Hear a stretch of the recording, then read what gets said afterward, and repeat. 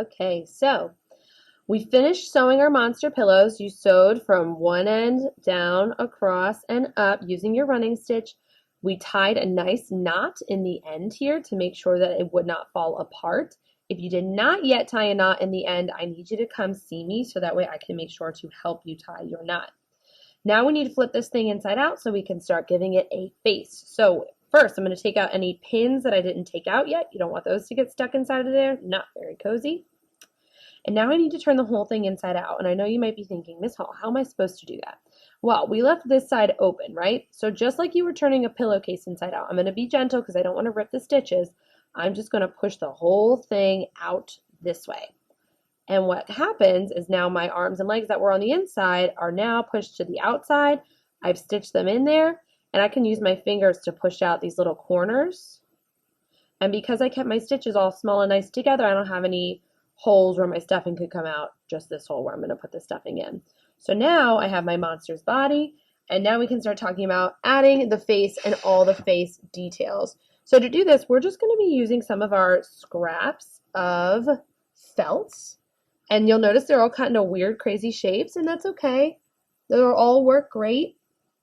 We just want to go through, pick out some pieces, and we're going to use these to turn it into our monster's face. And the key to these, boys and girls, is details. You want your monster's face to have lots and lots of details. Eyebrows, teeth, cheeks, stuff like that. So I'm going to start with the eyes, and I'm going to take one of these pieces of white. You'll see this one has a funny shape cut out of it, but it's all good because I can still use that to cut out my eyes. And I want my eyes to be the same size, so I'm going to actually fold this in half. So that way when I cut out one, I'm actually cutting out two at the same time. Now, the key to cutting this felt, boys and girls, is to really hold your fabric really tightly and also to get all the way back up here in the back of your scissors because that is where it is the sharpest. So to cut out my circles, I'm just going to hold this in my hand. I'm just going to start snipping. You'll notice it's all the way in the back of my scissors. And I'm turning as I'm cutting.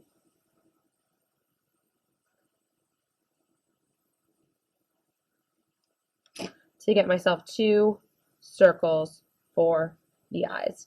And if one of them's a little bit funny looking, it's okay. You can go back in and just give it a little bit of a trim. No big deal. So that's that for my eyes. I also want to give my monster eyelids because I think the eyelids really help to make it look a little bit more relaxed and less creepy. So I'm going to use that same circle I just made as like a stencil because I want it to be the same size. And I'm going to cut it out of my piece of yellow felt. Just keep turning as I'm cutting.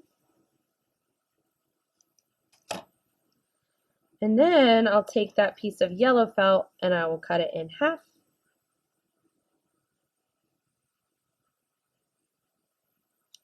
And then when I put them down, you'll see now I have two eyelids, which I like a lot. Also going to give my monster some pupils. So I'll use this scrap of blue. You'll notice that the ones I'm picking up all have kind of funny shapes cut out of them, and that's all good. I'm just going to cut out a little piece of this. I don't need a ton. And you probably also have some scraps left over on your tray, which is perfect. You can use those up too. I'm going to do the same thing. I'm going to cut out some small circles this time. Just cutting. Round shapes are a little bit tricky because you kind of have to keep turning and turning and turning and turning.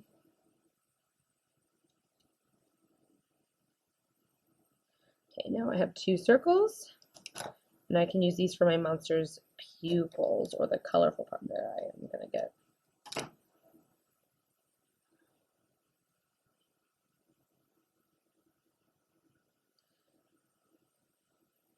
So you'll notice I'm not gluing anything yet because I really just want to kind of lay it out and see how I want my monster to look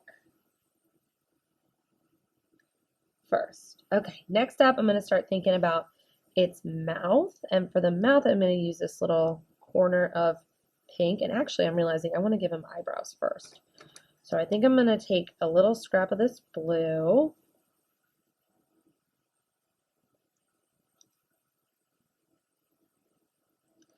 I'm just going to cut two little rectangles out of it.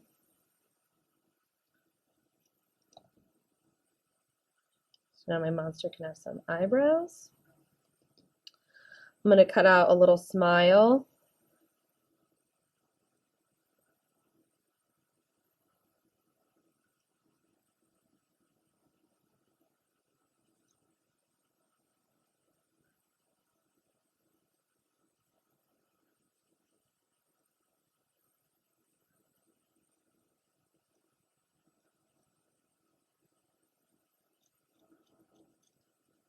I'm kind of finding like the sweet spot in these scissors, like where they are the sharpest, so you might want to kind of experiment with yours a little bit too.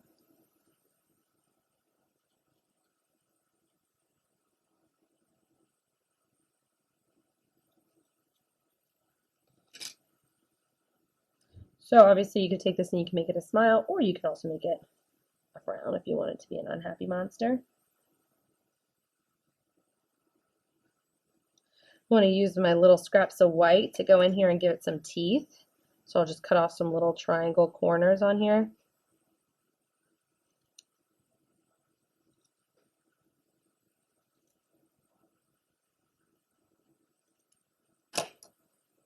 Go in and arrange some teeth.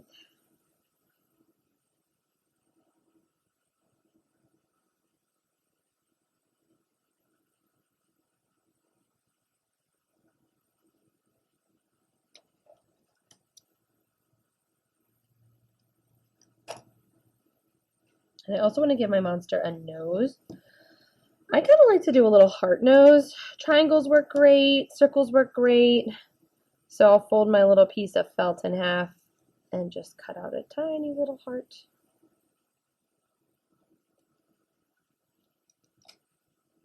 That's cute.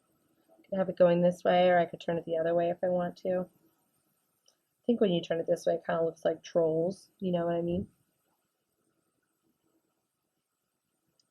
Maybe you want to go in and cut off some little triangles to make some eyelashes.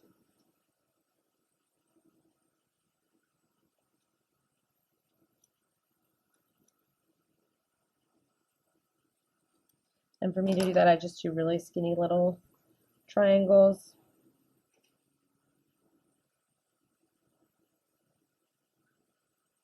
You don't have to if you don't want to. It's your monster. Make it look how you'd like. And then you might want to think about making something. I also like to put little circles on their cheeks to show that they have kind of flushed cheeks. So again, just notice that I'm just taking like really scraps, like nothing, no complete pieces. We don't want to waste anything.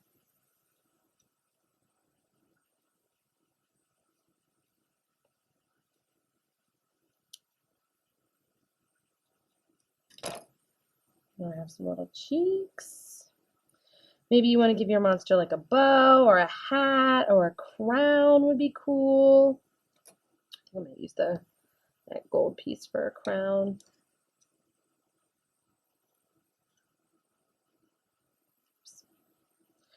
Now, one thing, if you are making something that you want to go on top of your monster's head, go ahead and make it, but you don't want to attach it just yet because we're going to have to sew up the top of their head. So if you've already glued something there, it might get in your way. So I'm going to go in and cut out my little points on my crown.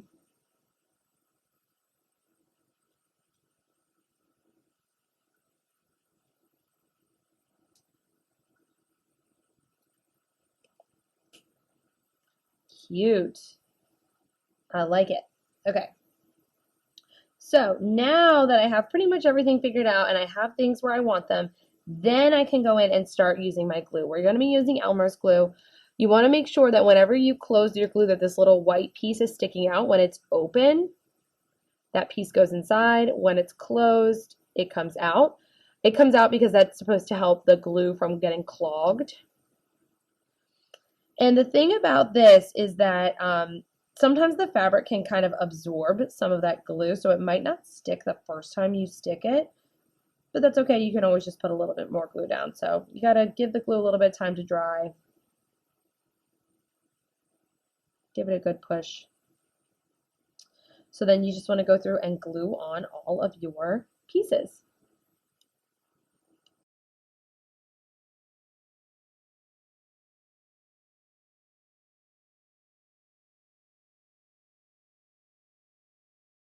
Okay, I glued on all my pieces. I did not glue my little crown on yet though, because I'm going to save that for later. If you have any glue on your hands, you could just rub your fingers together like this and that will help to get it off. You also want to rub any glue off the top of your glue bottle. Same thing, just rub your fingers together, and then let's make sure that you close that glue bottle all the way so you see that little white piece of plastic sticking out the other side. Now that we've glued this on, we need to let this sit and dry overnight. I don't want to try and stuff it right now because definitely none of these things are dried or stuck on there yet. So once it's dry, we can come back and talk about stuffing.